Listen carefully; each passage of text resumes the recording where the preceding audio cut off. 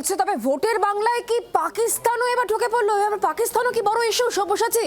একদমই, এবং সেই ইস্যু তুললেন মমতা বন্দ্যোপাধ্যায়। তিনি প্রধানমন্ত্রীকে তোপ দাগলেন, বললেন পাকিস্তানের বিরুদ্ধে কেন অ্যাকশন নিলেন না, আপনি শুধু বাংলাকে টার্গেট করতে পারেন, পদত্যাগ করুন। নদিয়ার বেথুয়াডহরিতে মমতা বন্দ্যোপাধ্যায়ের সভা ছিল। পাকিস্তানের স্বরাষ্ট্রমন্ত্রী খ্বাজা আসিফ কলকাতায় হামলার হুমকি দিয়েছেন, এরকম একটা ভিডিও সোশ্যাল মিডিয়ায় ছড়ায়, তাই নিয়ে তোলপাড় হয়। সেই বক্তব্য টেনে এনে মুখ্যমন্ত্রী মমতা বন্দ্যোপাধ্যায় তোপ দাগলেন প্রধানমন্ত্রীকে। তুমি তার ভোটারের নাম বাদ।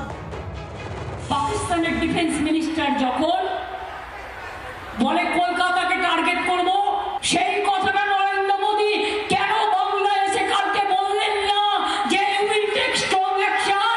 তার কারণ আপনি বাংলাকে টার্গেট করতে পারেন, আর পাকিস্তানের ডিফেন্স মিনিস্টার যখন বাংলাকে টার্গেট করবে বলে তখন আপনি চুপ করে বসে থাকেন, মুখে প্লাস্টার লাগিয়ে বসে থাকেন। লজ্জা করে না? আগে পদত্যাগ করুন। পাকিস্তানের প্রতিরক্ষা মন্ত্রীর মন্তব্য, তাই নিয়ে ভোটবঙ্গে তার আজ। সুকান্ত মজুমদার পাল্টা কি বলেছেন শোনে। মুখ্যমন্ত্রীর মাথা এই মুহূর্তে অত্যন্ত গরম হয়ে আছে, এবং এই গরম হওয়ার কারণ হচ্ছে এই তপ্ত দুপুর নয়, গরম হওয়ার কারণ হচ্ছে উনি বুঝতে পারছেন যে ওনার মাটি পায়ের নিচ থেকে সরে যাচ্ছে, পায়ের নিচে মাটি থাকছে না। সেই জন্য অনেক কিছু এরকম ভুলভাল বকবে।